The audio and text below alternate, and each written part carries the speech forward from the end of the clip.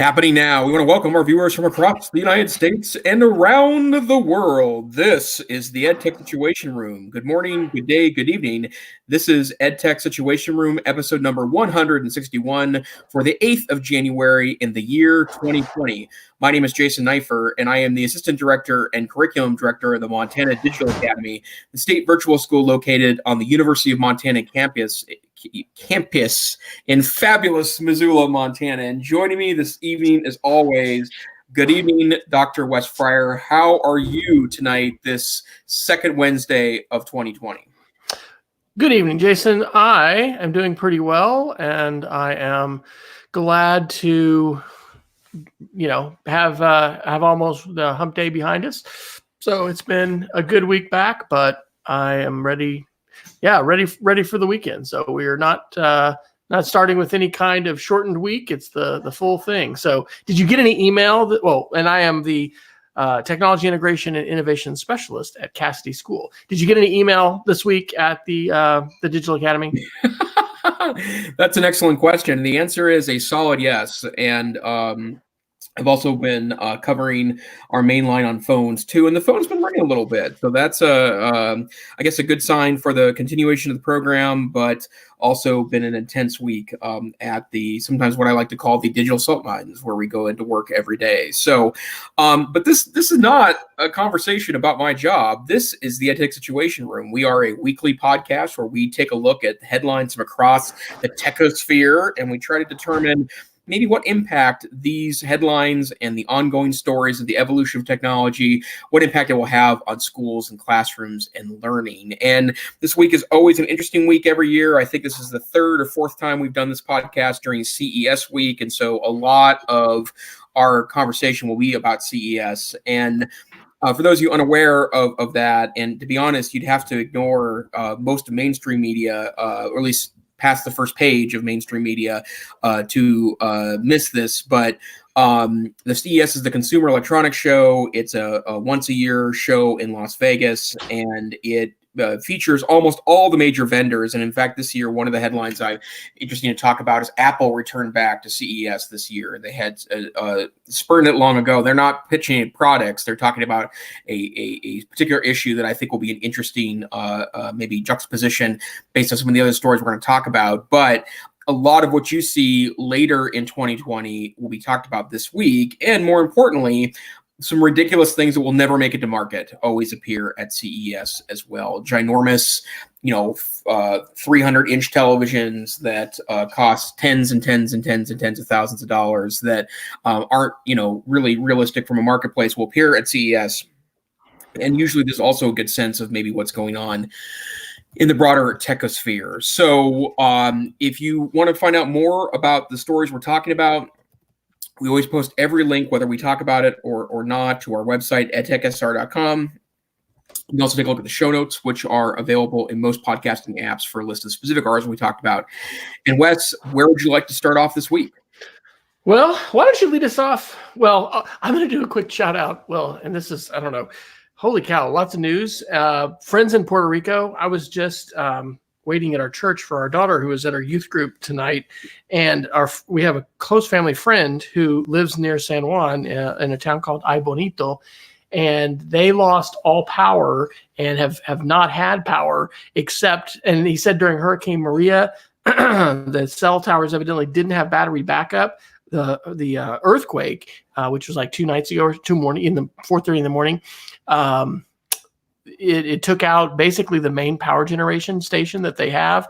So anyway, they have battery backups this time. So it's kind of surreal. So there he is in his dark house, without power. And, we're texting, from island to mainland. And, here we are living in this nice Nirvana-like existence where, we're not having wildfires and 115 degree Fahrenheit temperatures as folks are in Australia. And, we didn't just lose all power to our little island. And so anyway, that was kind of a weird technology thing to, because it's not just current events, you're interacting digitally with somebody. So why don't you start us off with CES? I actually have not read a lot of CES headlines. I carried forward a few from last week about some tech correction and social media stuff. But I'd love to jump into the CES stuff because I'm thinking maybe it'll be positive. We don't want to be Debbie Downer here on the EdTech Situation Room, and there's going to always be some exciting, fun new things to talk about at CES. Right. Well, the thing about CES, again, a lot of the stuff that's released here ends up being what we refer to as vaporware, both software and hardware. And a lot of times what manufacturers are doing is floating test balloons to see if a certain product that maybe not quite developed to its market fruition yet is going to be viable enough to go all the way with that product. And so a lot of things that end up being pitched at CES don't ever exist. In fact, I saw a lot more stories this year that try to analyze what from last year's CES didn't appear in the marketplace, because that's always kind of a useful piece for kind of determining how you should approach this year's pieces. But a couple of I'll go over kind of maybe the major headlines right now, and there's a couple of philosophical ones I want to talk about. 9 to 5 Google is reporting their favorites from CES thus far, and I have to say CES is also interesting because there's a before show, there's a during show, there's an after show. The actual CES conference is actually one of many events that's going on in Las Vegas this week that's also pitching various types of consumer electronics. In some cases, many of the things that are most interesting at CES aren't even part of the official show. But 9 to 5 Google says that its favorite thing so far, Samsung has announced something called the Galaxy Chromebook, and the Galaxy name has been a long-standing branding by Samsung to take its best featured products and say this is kind of their gold standard for products. Samsung is best known in many cases for having dozens of products out at any given time in a particular category. They may have 12 Android phones out at any given time or 15 different kinds of notebooks. But the Samsung Galaxy Chromebook is a $999 Chromebook that by any definition is extremely high end. The standard issue is what they call a Fiesta Red, so a very bright red metal case, i5 10th generation processor with 8 or 16 gigs of RAM, 256 gigabytes of storage, 2 USB-C ports, but more importantly, not only do they include what's called an S Pen, or as some people mock as the Pen. That's the pen that is featured in the Galaxy Note phone that is a very popular phone, or some people would say phablet because of its size, but also its 2-in-1 form factor, which means it folds over to be a tablet, also features a 4K screen. And that is not that unusual because Lenovo has a 4K screen Chromebook. But the reason why it's interesting is because it's all high-end products or all high-end pieces. And with the pen, and Samsung is pretty well known for doing interesting things with styli, I guess is the way to put it, that it's probably a pretty good offering. And again, $999 is the current price for that, which means it's a very competitive product in the Chromebook world. Also, another interesting product, well, actually many interesting products, the Google Assistant is making headlines because not only is Google announcing that it is extending the capability of the Google Assistant, it's also announcing several new partnerships where the Google Assistant will appear in hardware. And for those of you that are not consistent listeners of the podcast, I'm more in the Alexa world. Wes and his family are more in the Google Assistant world. And from a major headline standpoint, I'm sorry, I should say Madam A and the Amazon architecture has tended to dominate the market because there's just so many products that utilize it, and the platform seems a little more advanced. But I think it's very interesting that Google is still pushing that. Several new Wear OS devices, that is Google smartwatch operating system, and there are a number of new smartwatches that have what's called the new Snapdragon Wear 3100 processor. One of the biggest criticisms of Wear OS devices, and I am a Wear OS user, is that there's been very little on the hardware front, so I thought that was very interesting. And then also, Lenovo introduced something that is very tempting. It's called the IdeaPad Duet, which is a $279 Chrome OS tablet. And as we've talked in the past, Google has experimented with and canceled its plans to develop in the tablet world with Chrome OS, but apparently apparently this $279 option is pretty fast, and from all early reviews from reviewers at the CES show is an interesting product that's probably worth the $279 price tag. So let's stop there for a moment, Wes. Anything about the Google offerings that tempts you? Well, I am definitely, as you mentioned, going to be interested in all the Google Assistant stuff because we are pretty, heavy into the Google world. I've been thinking about this. I don't know if you did a survey at your school for how many folks have a smart speaker and use. I don't know. Maybe more people with the prevalence of iPhones are using Siri. How many people are talking to their computers on a regular basis? I am all the time, every day, and it's texting. Today I was a little frustrated because I can't get Siri to spell one of our daughter's names right. And it's frustrating, but anyway, it's great to see Google continuing to improve. We've talked before on the show about why competition in so many ways. I know we've talked about T-Mobile and Verizon, AT&T. I mean, it just benefits consumers, right? So we don't want to have Amazon pull so far ahead of the competition that there is. Hey, power just came back on in Puerto Rico. Squirrel. We don't want to just have that monopoly because that's not gonna be good for consumers. So I'm glad to hear that. I'm also very curious to see how the Chromebook is going to continue to evolve and to kind of share a little bit about where we're at our school. We're not 1-to-1. We got about 950 kids, pre-K through 12. We've got, carts of devices, but we are very much late adopter laggard when it comes to like the adoption curve in private and independent schools. And so here in a couple of weeks, we're about to take a trip with about 10 folks down to Dallas to visit 4 of our peer schools. And we're going to be going to a school that is Chromebook, a school that is MacBook and iPad, a school that is Microsoft Surface, and a school that is BYOD. And I think they've been BYOD since like 2013 or 2014. I heard today the school that's Microsoft Surface based, I think it's like since 2001. Melinda Gates is a graduate of their school. And so anyway, it's going to be very interesting. And as an IT guy for the last 4 years, among other hats, of course, I love Chrome. I love it. I love supporting it. It is so wonderful. It is, designed as a cloud-based device, and it is just fantastic. And as again, we've talked on the show before, the web of 2020 is not the web of 2005, of 2010. It is very mature. There are so many things that you can do with the web, and it's going to be interesting to see what our teachers and our administrators want to do and what direction we go. And I'm not trying to say like my mind is made up. It's not. I mean, I love my Mac. Like I'm on a Mac Pro now, right, with the touch bar, and I've got my iPad Pro right here with my Apple Pencil 2. I've got my iPhone 7, so I'm porting some old tech here. My Gen 3 Apple Watch. I mean, I'm all in on the Apple ecosystem, but I use Chrome every day. It's my primary browser. It's the primary tool I use to teach 5th and 6th grade digital and media literacy. We really wouldn't have to use anything else besides Chrome and the web to do all the things that we need to do.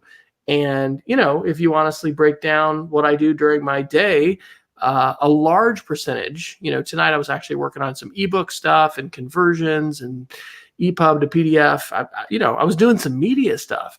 And so I was really happy to have my Mac, but for a lot of stuff, you don't have to have it. So I got excited. Was it at what's Google's big show? Google I/O. Yeah. I think it was maybe 2 years ago, was it? When they announced that new Chrome, when they did their Chrome hardware. Right. That, was kind of exciting, but then was just kind of a flop. And so we'll see. But what I do think we're going to continue to see is the evolution of operating systems to, become more like mobile devices where you have more sandboxing of different apps where, everything is not going to be able to bring down the house, so to speak, as far as security and crashes and things like that. Updates are going to happen more seamlessly in the background. And it's a next generation, new generation. It's not just, Windows 10 with more code strapped on. or even Mac OS for that matter, with its Linux core. So that has me most excited. Was there anything you thought that was really significant? You said the Google Assistant built into hardware. Does that mean new hardware, or what exactly does that mean for more hardware? And then also Google has also announced that they are adding more extensibility and functionality into the Google Assistant. And the one that I thought was most interesting, and I have a follow-up on this in a moment, is the fact that you can also start to have conversations with the Google Assistant regarding privacy. So, for example, if the Google Assistant it accidentally turns on because of something that you said, you can say, "Hey Google, forget that." You can also ask Google how long, or if it's keeping your recordings. I'm having some problems talking tonight. Keeping your recordings, and it can help you launch into settings inside of the interface for the purpose of telling it to not keep recordings, for example. And you could also tell it to delete your recordings over a period of time. So delete today's recordings, delete the last week's recordings, delete the last month's recordings, delete all my recordings, which I think is also an interesting privacy feature as well. So, I mean, one of the things that's been generally true, and we've talked about intelligent personal assistants, of which I have done groundbreaking research on in the classroom, is that the functionality has just stalled out on all of these platforms, right? And it's interesting, right? And for folks that have always been in on voice assistant line functionality like you, Wes, it hasn't mattered as much because you've already found value in the architecture. But for those that are leery about it or are looking for it to be more natural language, there has been very little progress in these in comparison to the hype of 5 or 6 years ago. So I think it's really very exciting that Google's headed in that direction. So a couple quick Mac things. 9to5Mac, the sister site to 9to5Google, highlighted their favorite things so far from Mac folks. Remember, Apple's not at this conference, except they kind of are, which we'll talk about in a moment. But the three things they highlighted, first of all, LineDock has released an all-in-one docking station for the larger Macs, the 15 and 16-inch MacBook Pros, and it's a pretty interesting solution because it uses USB-C. It sits right below the MacBook, and what it allows you to do is something quite interesting. It adds a ton of ports, so a lot of the ports you lost by going to a USB-C MacBook, along with up to 2 terabytes of storage.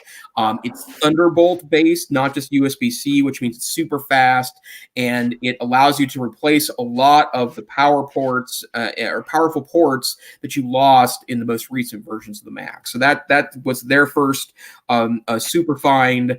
Hyperjuice has released a new charger that's super interesting. It's a 100-watt charger that has 2 USB and 2 more traditional USB ports on it for a total of 100 watts, which means you can power your very power-sucking MacBook Pro along with an iPad and an iPhone and have enough charging in that one box to do it all. That's super interesting, and I think an interesting find. And then also, there's a new HomeKit tech available from Adobe, and I hadn't known they were in the smart home world, but apparently Adobe smart home products are now talking to HomeKit, which is the architecture around Apple's architecture of Internet of Things. So anything on your buy list there? Well, maybe on the dock, I don't know. I'm in the computer lab now teaching, so I find myself moving between a 17-inch iMac and, then when I'm out and about, my laptop. So I don't actually dock my laptop that much. The port stuff is pretty huge though. So I, might be mildly interested in that, but I don't think I'll be going out and, spending money in the next month on that. Is that? But some of those are products that are available today, I guess. Right? Oh yeah, the charger is, and right. To be frank, I think that 100-watt charger. I mean, let me be honest. I'm not lacking in chargers at the Neiffer home, so I have plenty of opportunities to charge all my devices, and USB-C has actually made that worse for me because every time I see a new USB charger from like Anker, and they've got some really cool stuff right now they just released from Anker, thin, light, and very powerful chargers. I probably don't need to buy a charger. So let me pivot away from products for a second. By the way, tons of great new Windows laptops are available from all the major manufacturers. Some of them consumer facing, some of them business facing, some of them gaming piece. But technology I really want to talk about because it's so interesting who showed up to talk about it. Apple came back to CES this year, and it's been a while since they've been at CES. And in fact, they in general have moved away from conferences as a means of touting their products. But they have their own events. They get bigger media splash by hosting and having their own events, and so that's absolutely, absolutely. And they showed back up this year not as an exhibitor, but rather they are there to talk about privacy. And there have been a lot of privacy-focused talks at CES. And this year, Jane Horvath, who is Apple's Senior Director of Global Privacy, interesting title, showed up to talk a little bit about privacy and was part of a chief privacy officer roundtable discussing what consumers are looking for and what they want in regards to that. And sure enough, the CNET article I clicked on it was playing an ad in the background. But and it is interesting that Apple is showing up not to tout products, but to talk about how important they perceive privacy to be to end users, and also what they're doing that's different than everyone else. And we've talked about this a number of times in the past, but Apple has gone in a direction that doubles down on the privacy conversation, and partly because they charge a premium for their hardware, and partly because they tend to aim their products at a certain segment of the market, they have been overwhelmingly willing to tell you about their privacy-focused products. So interesting that Apple's returning back in that way. There were some interesting ads, I think, across from CES last year, right? I think Apple had something jabbing at Google, if I remember right, in terms of privacy. These are important things. And not to completely digress too much about this, we may talk a little China, later, but I had a conversation today with one of our teachers. There are huge differences in the values of China with regard to technology, with regard to the way their surveillance, culture has developed, with the way that they're exporting that to other countries, with, I would say, the historic focus that we've had on freedom of expression, protecting individual rights, having a Bill of Rights in a constitution. Not to be too political, it's been current events are a little depressing, but we have historically in the United States, and I think we need to continue to stand up for those values. And I think it's a significant big deal for Apple to do this, because this is a major differentiator.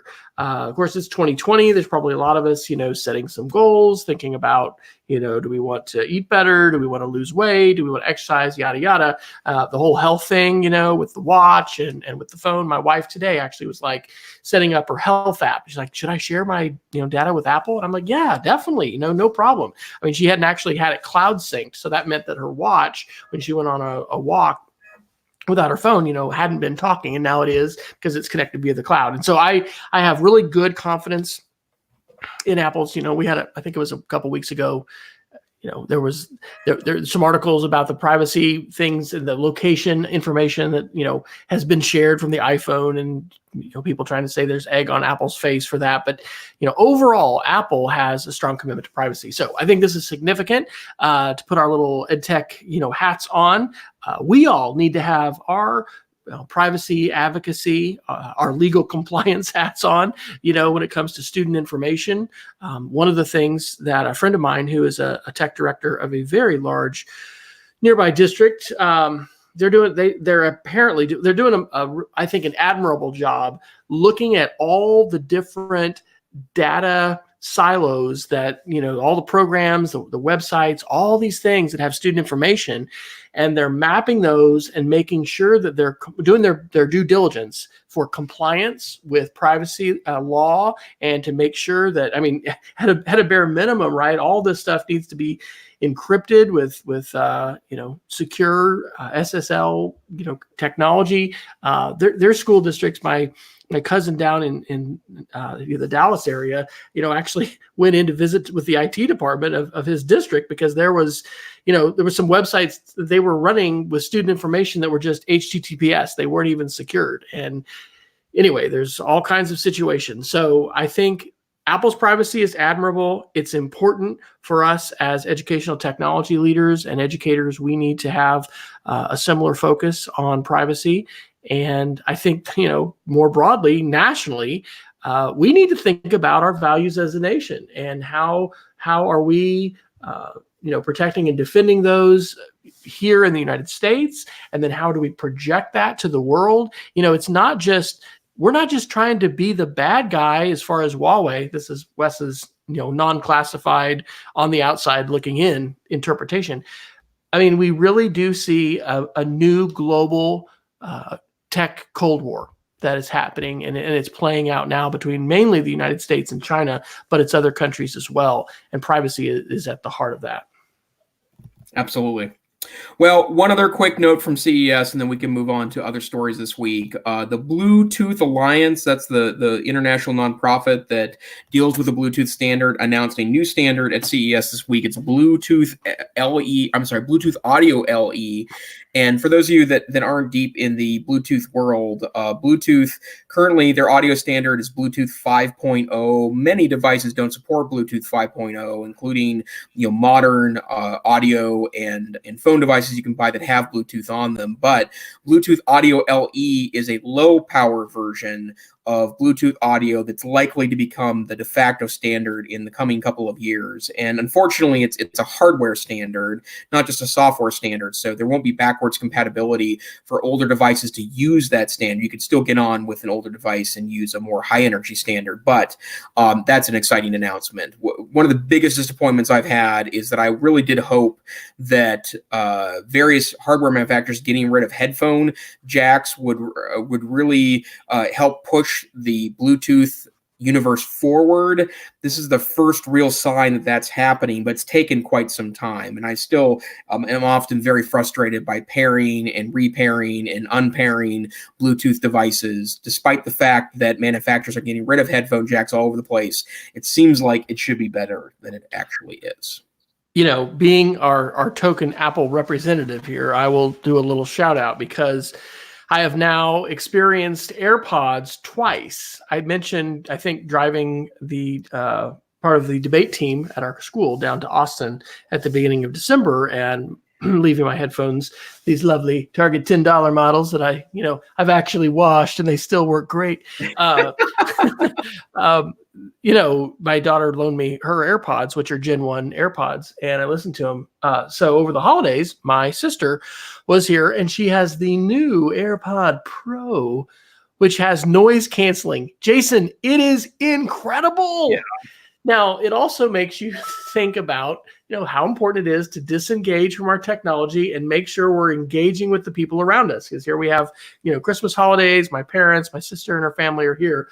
And I'm sitting in the living room putting these on, and literally I hear no one because these are noise canceling and they block out, music and voices and basically everything. And you can tap and I have, I think, what's called a transparency mode where you get to still hear what you're listening to. But like if you're on the airplane or something and you wanted to kind of listen to the announcement or something like that, it's amazing, really incredible, really expensive, and only working with iOS, with Apple stuff. But again, it's we just had a large bill that we paid today for our daughter's car to get fixed. We are not in the market to go out and buy any new tech at all. In fact, I even turned down the temptation as my wife called me with a, what was it, the Google Show or whatever the Google screen is, the smart speaker with the small screens for kitchen or whatever. I was like, nope, we don't need to do that right now. But given some disposable income, I think that would be near the top of my list. And the fact that it doesn't with AirPods, work with Bluetooth, it's fancier than that, I think, or maybe it does, but Apple's just made it work so much more seamlessly. It seems to work the way that Bluetooth should. So hopefully this new Bluetooth standard is going to be better because that's been kind of a perennial thing. Our son, had his car back here from Colorado, and literally every time I wanted to connect my phone to his JVC, I have to forget the device and reconnect. And that's a pain. I mean, at least the workaround worked, right? Yeah. But that to me has been kind of a typical, USB experience. And I'm sure I'm not alone in having those kind of frustrations. Right. When I also note that, of all of, and I'm obviously surrounded by a lot of nerdy people. I work in a distance learning program at a university. I see a lot of college kids running around. I travel quite a bit, so I'm in airports. People that buy AirPods are still using their AirPods. Same with the Apple Watch, right? And that longevity of use of those products is quite extraordinary. And I think that's a credit to the great designers, not just by function, but also form from our friends at Apple. Jason, I am going to put forward a 2020 challenge for you for technology because as you remember, I had a 9-month experience just, ditching the iOS and completely going Android. So I think that, in the spirit of, I wouldn't say knowing your enemy, but just, knowing the landscape, maybe you should contemplate a multi-week Apple experience with, would Mike loan you an Apple Watch and a phone? Maybe you guys could do some kind of a swap. The good thing is with cloud, it's not that big a deal. My daughter and I just traded phones, and you get everything backed up. For me, the biggest deal was Google Contacts and Apple Contacts. Actually, at that time, you'll be in a better place probably with all your Google stuff. But anyway, sometimes those get commingled as far as where you've saved your contacts and having duplicates. But anyway, I'll just kind of throw down the towel there to say, be very curious to see if you had the full experience. Let's even say AirPods, if it would be possible. Hey, maybe as the tech savvy administrator in residence, this is part of what NCCE needs to do to, support your professional growth. So I'll let Heidi, the executive director, know that I need some. You need a letter of recommendation or a tweet of recommendation, I'm your man. I'll be glad to put it out for you. Absolutely good to hear. So, well, enough about stuff that we're probably never going to see in the market. Wes, what else is going on this week? Okay, well, let's talk about deepfakes. Let's talk politics. So Business Insider on January 7th has an article. Facebook just banned deepfakes, but the policy has loopholes. And for those of you not familiar, deepfake technology utilizes machine learning and takes a large amount of example video data and then can make somebody say whatever the person who is, sort of behind the algorithm wants to make them say. We covered on the show a number of weeks ago this art display. Actually, this guy had put something out about Mark Zuckerberg, but then some other people, Kim Kardashian, and I think maybe they did one about President Trump. I'm not positive, but anyway, you can make people say whatever you want. So I think this is a good thing that Facebook is getting, weighing into this kind of political. This is going to be huge. We've said it before on the show. I read another article tonight. I think this is that Washington Post one. Oh, well, I'll reference it. This was January 2nd, Washington Post. It says a deceptively edited video of Joe Biden signals what's coming, talking about the 2020 elections. Now, this Washington Post article was not talking about deep fakes. It was just talking about, a very closely edited video, which frankly, just about anybody of us can do. I mean, if you've ever taught an Audacity workshop or shown people how to edit sound, one of my favorite things to do there was saying, record myself saying, I don't like mushrooms. And then I just highlight the word don't, delete it, and you play it, and it's just, I like mushrooms. I mean, it's very basic and simple, but that kind of editing isn't something that everybody has done.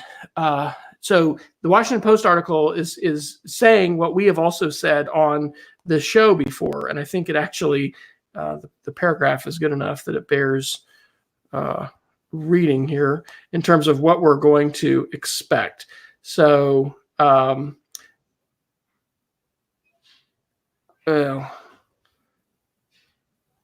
I should have gotten anyway, they're just saying that we're in for it, and we're going to see a lot of it. So what are the categories that Facebook says are not going to qualify? I think parody and comedy fit in there, and so it's going to be difficult for them to discern like what's parody, what's a parody deep fake. I think they're going to be using this policy to hopefully censor out the most egregious examples, but disinformation, propaganda, utilizing media in misleading ways. what happened with this Biden thing, and this points to actually why journalists, and it's just so important as far as mainstream media, that's the target of some folks who are creating these kinds of disinformation campaigns. Some people fell for this and they didn't fully check out the context, and they went ahead and retweeted it and sent it out there. And then they had to backtrack, et cetera. So this is a major topic in my classroom now in terms of who do you believe? What do you believe? It's actually, I think, really sad how little of a filter we have for young people in terms of the world of really dark humor. Even my 5th and 6th graders have seen a lot of memes in the last week talking about World War III. There's been a lot of worry that they've had. And some of it's passed off as jokes and laughing. But anyway, who do you believe? Where are you getting your information? I mean, one of my 5th graders came in today and I think was saying 737 got shot down over Iran. And I was like, who said that? So anyway, we're talking about where the sources come from. I don't think it did. I didn't see that in any other mainstream media, or maybe it did, and I missed the headline. It crashed, but it's still determining. Like that. Oh, is it? Okay. That happened last night. The plane. I want to say it was from Kyrgyzstan, but yeah, the plane crashed just after taking off from Tehran airport. But I haven't seen anything more today regarding what the source of that might have been. But I mean, related to that the article I threw in there about that was from USA Today, which is usually not a place I usually go for tech, but it was a really interesting article about the false images and facts that are being shared on the internet after the situation with Iran, and a lot of that was fake tweets that came from the president. Others of it was related to the problem is there's a shade of truth in almost every one of these, but then editing turns it into something that it's not, including criticisms of Trump and Obama and President Bush and fake tweets, and the problem, of course, is that if you hear the real story, like a snippet of the real story, and then later you start to see things that are slowly and surely moving away from the truth, it's believable because it's close enough to the truth to kind of have your mind wander down that pathway, right? And that's the problem with all of this. And it's also, while deep fakes are definitely problematic, you don't need something that eloquently technological to fool people, right? Like a falsified tweet is really enough, I think, to cause a lot of damage. And that goes back to, we've talked about this over and over and over again, and unfortunately it's still not where it needs to be. Media literacy has to be part of the way we teach. And it doesn't really even matter what content you're teaching. Even if you are in a classroom that doesn't do a lot of current event stuff, just the stuff that's passed around about, science versus non-science is enough that you need to be concerned before you send people out to the open internet to go look for curriculum. That's just a lot of really, unfortunately, disinformation-based sources out there. I'm going to go ahead and read a couple paragraphs here from this. And we say this often. We're not a political show. We're not here to talk about politics, but in this area, in this arena, the intersection of disinformation, the weaponization of social media, the tech correction, meaning the ways in which tech companies need to be adjusting to, Cambridge Analytica scandal, a lot of things that have come out. I mean, this is very much, these are topics we need to be discussing and we need to be aware of. And so I'm reading from this Washington Post article titled "A Deceptively Edited Video of Joe Biden Signals What's Coming." This is by Greg Sargent on January 2nd. His opening paragraph: "If you thought the 2016 election was a wash in disinformation and lies, get ready. The 2020 election is going to make that affair look like a knitting session." No, what am I trying to say? Nothing against, Mike's mom, who has the world-renowned crafting channel.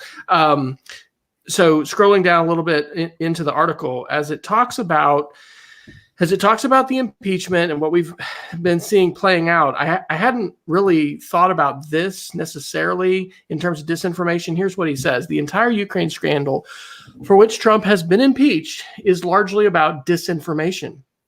Trump extorted Ukraine to get it to announce public statements that would smear Biden with disinformation and help validate conspiracy theories that Ukraine, not Russia, interfered in 2016. In effect, Trump was trying to pressure a foreign power to help manufacture more disinformation to help mislead U.S. voters about a domestic political opponent and absolve Russia of its original disinformation warfare campaign against this country. And it goes on to talk about Trump retweeting accounts from far-right conspiracy theories, et cetera, et cetera. So, I am very thankful at this point that I'm having this opportunity to teach 5th and 6th grade media literacy and digital literacy, and that we have a lot of autonomy because, we've been doing an info pick project, here for a couple weeks. We started it before Christmas, and we've just been finishing it up. And you're probably familiar. InfoPick is, basically something you see all the time in advertisements and the news. A lot of times on video news, you're going to see video moving in the background, which we would call like a B-roll shot rather than a talking head journalist A-roll.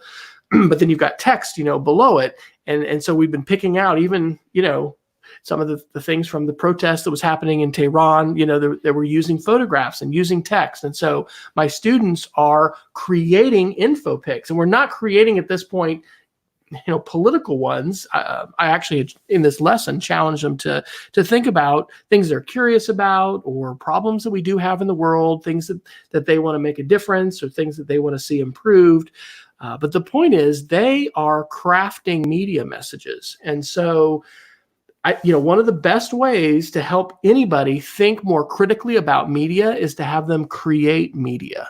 And so that's one of the big reasons why we don't just want kids writing standard 5-paragraph essays and limiting themselves to handwritten or even keyboarded text.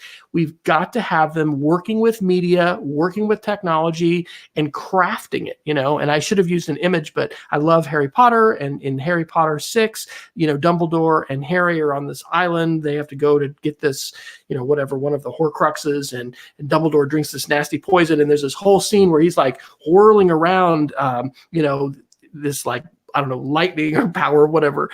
Like, that's a vision I have of using, or a metaphor I have of using technology and using images.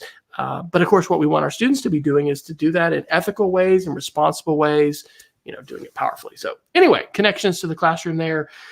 Media literacy.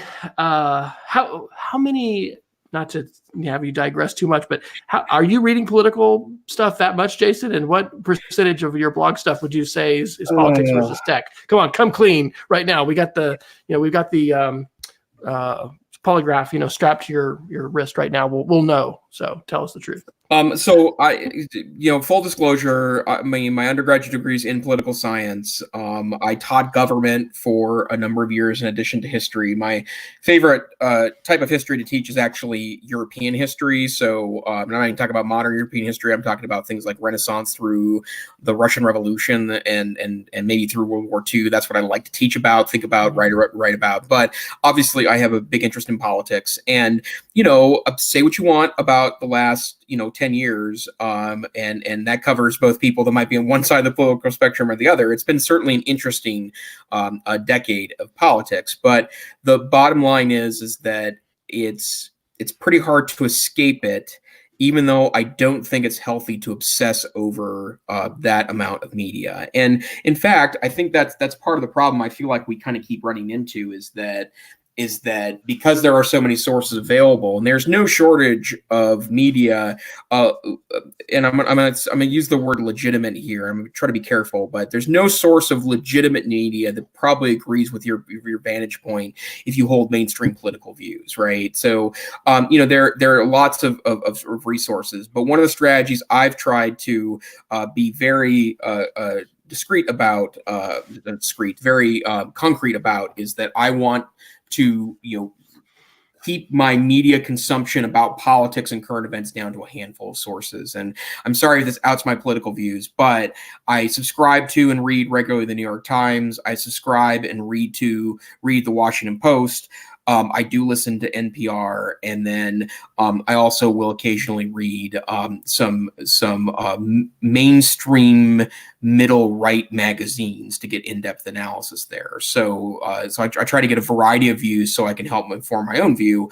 But you start to read beyond that, and again, no shortage of blogs, legitimate blogs, policy sites that have great analysis, and you can get stuck in it. And I love it, right? I mean, I watch politics in a way a lot of folks watch sports, right? The sport of it is part of what interests me because I have background in that. But you get sucked in, and it's hard not to get sucked in. Absolutely. Well, and it's become a lot more about winning. And this isn't, I don't think I did this as a Geek of the Week, but one of the reads, and I say reads, I listened. Yeah, that's right. I listened to it. I was going to go to my Kindle app and try to pull up the title, and I can't get it there because I listened to it on Audible. It was a fantastic book that I highly recommend that talked about our very polarized political environment that we live in today, and what we might do to transcend it. Really, it actually compared a lot to the Civil War and how polarized we were. But the book is called Uncivil Agreement: How Politics Became Our Identity by Liliana Mason. I'll actually drop that into the show notes. It was about a 6-hour listen on Audible. But anyway, these are important things, right? We need to be able to talk about these things among friends, in class. There's a lot of things that we're such a polarized society. And I get this some with my students even, and I can hear them kind of, I think parrot some things they're hearing just directly from, news channels or parents or whatever. We're all, the product of influences that we have.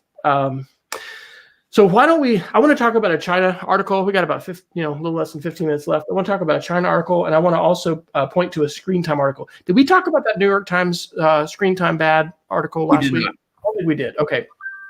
Let's do China first. So this is by Ross Lajeunesse. I'm butchering his name. He's running for Senate in the state of Maine right now. And this is an article he published on January 2nd on Medium, which is a blogging platform. It's not like the New York Times or CNN or something like that. But the title is, I was Google's head of international relations, and here's why I left. And it's a really fascinating look into when Google left, that was probably 2010, early 2010s, completely left China. A lot of things we kind of glimpse into dimly because there are, in the case of government, military stuff, there's classification, secrecy. In terms of corporate stuff, right? There's things that are not disclosed. People sign non-disclosure agreements, and you just, only get a certain amount of information from different sources. Sometimes people leak information, but do you believe that? It's murky. So anyway, he is, I think, also making a political play here because like I said, he is running for the Senate.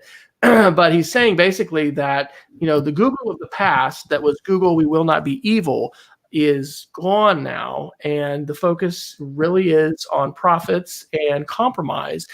And so Google is not standing up for those values of an unfiltered web of, wanting to support human rights and being willing to, sacrifice profits. And so anyway, I think that is an article that's definitely worth taking a look at. Have you given much thought, Jason, to that whole idea of kind of how values are playing out, whether we're talking about 5G, Huawei, phones, China companies, tech Cold War? What quick reflections you have on that? Well, I mean, specific to the article, this idea that Google's moved away from, don't be evil, and instead is profit motivated now. I guess I don't understand that from the standpoint of what profits have Google been sacrificing to this point, right? They're not a company that struggles with profit. And in fact, if you just look at the opulence that they provide their employees, it's clear there's a lot of money to be made in advertising. It's clear there's a lot of money to be made in platforms. It's clear there's a lot of money to be made in the products that they sell. So I guess for me, I don't think any company has a corner in the ethical technology piece, right? A lot of the folks that will point fingers at Google or Microsoft, or really any of the major tech platforms, whatever they're using, it probably also has ethical challenges if the profit motive is also involved. But it seems like you can do both, right? You can protect privacy and you can profit, right? But it also means too that broadly we have an issue. We as a culture have an issue. We have to stop expecting everything to be free, right?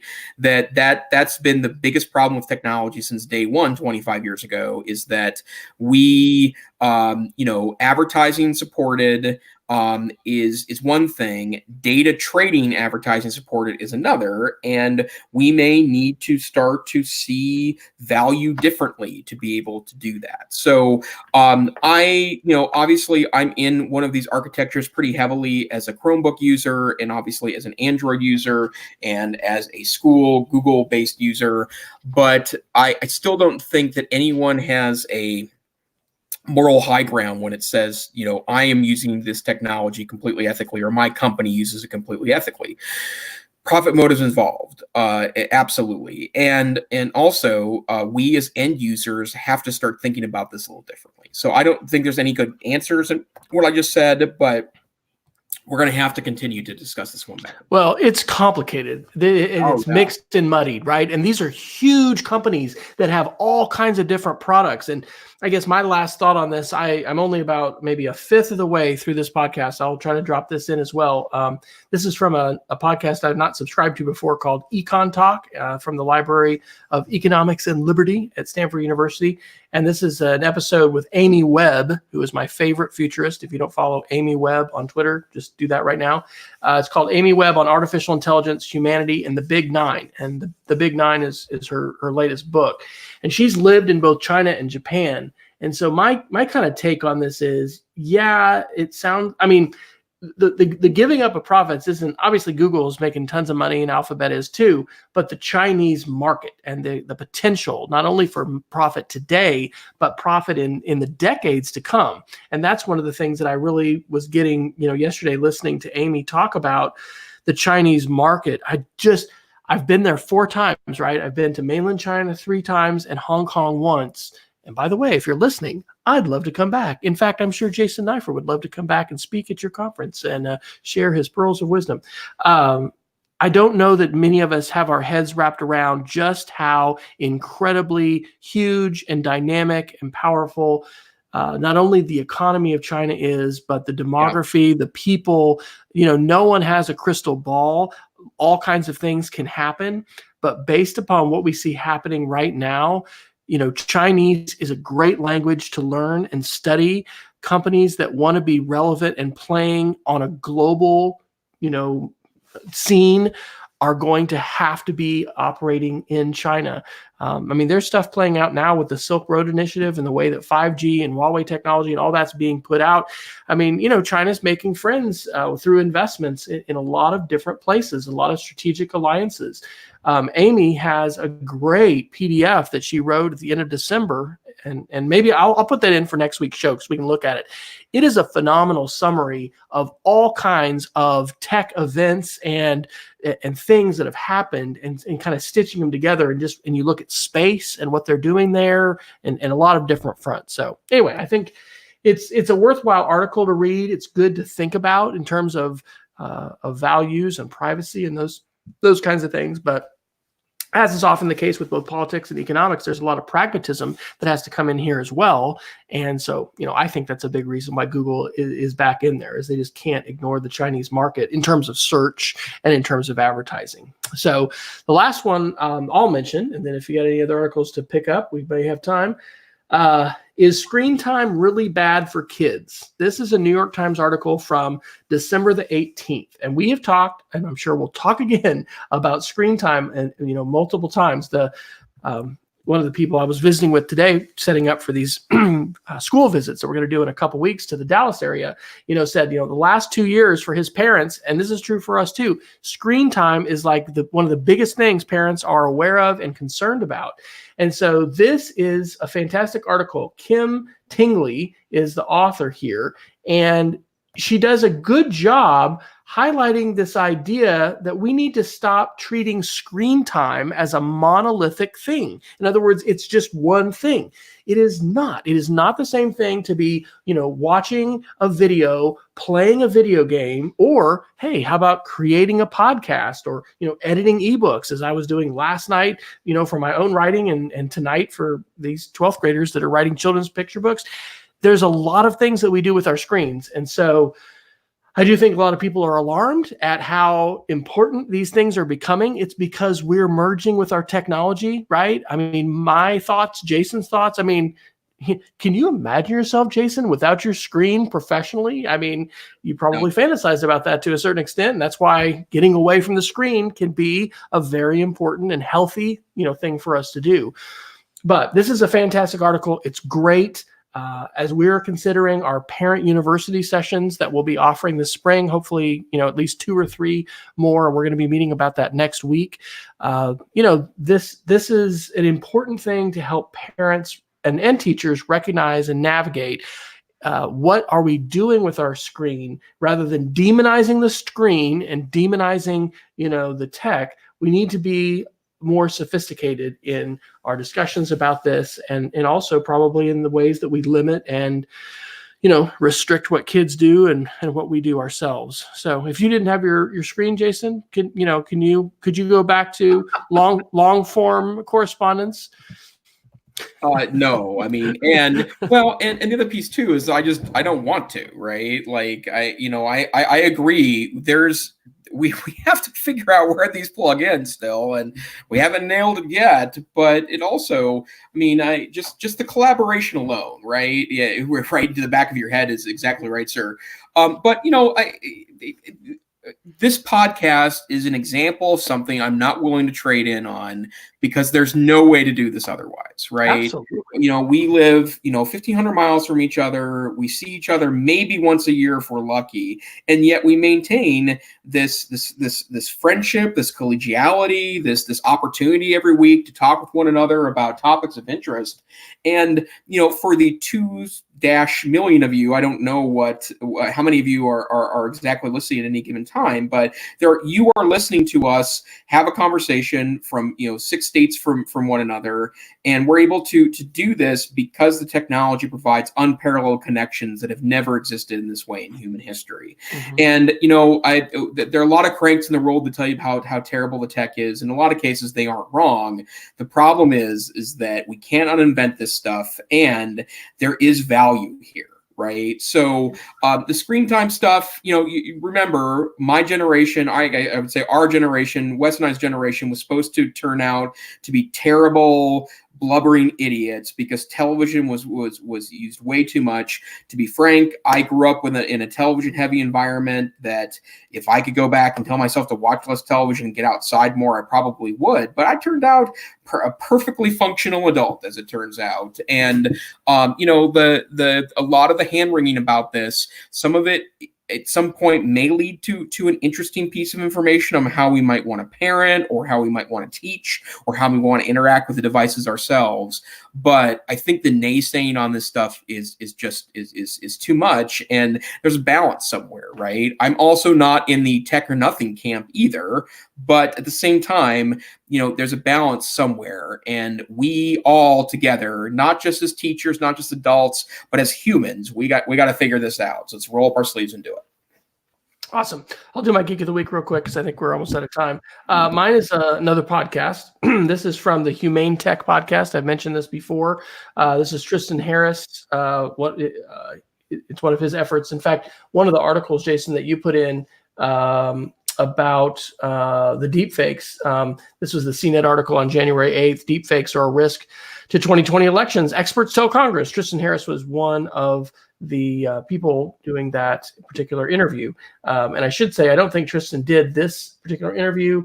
He has a co-host whose name I'm not being able to pull up right now. Anyway, I think he interviewed, but it was Gloria Mark, and she's at the informatics department at UCI, which is, I think, UC Irvine in California, and it's called Pardon the Interruptions.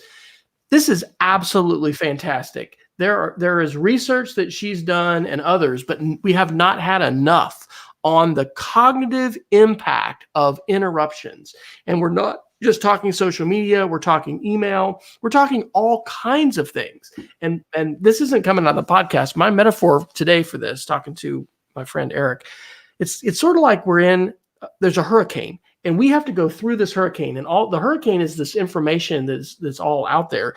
And instead of being able to get into our car where we can be climate controlled and protected from the elements, we can go through this thing, like we're all naked walking into, pelting rain, hail, gale force winds. We're being buffeted around, and it's just crazy. And so this podcast talks about,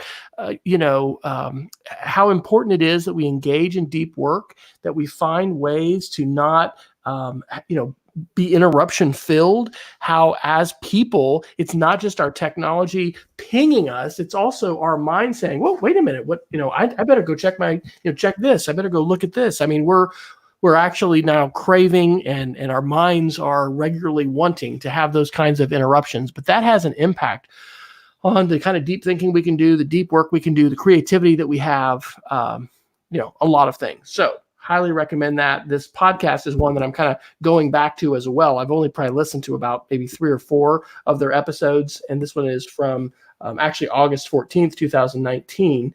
But again, it is called Pardon the Interruptions. It's from the Your Undivided Attention podcast, and it's awesome.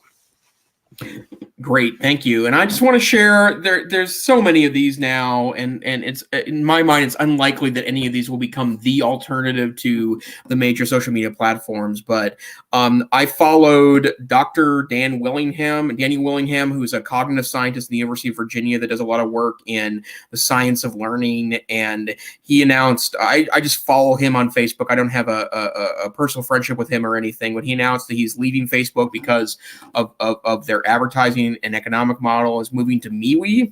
Never heard of it, so I signed up and I asked Dr. Willingham to be my friend on MeWe, and now I have one friend on MeWe. So in case you have not heard of MeWe before, and there are literally dozens of alternative sites that are trying to become kind of like the alternative, the not Facebook or the not Twitter. But I thought I'd mention it because I'm now available on MeWe. Very good. So, Dr. Fryer, can people find you on MeWe?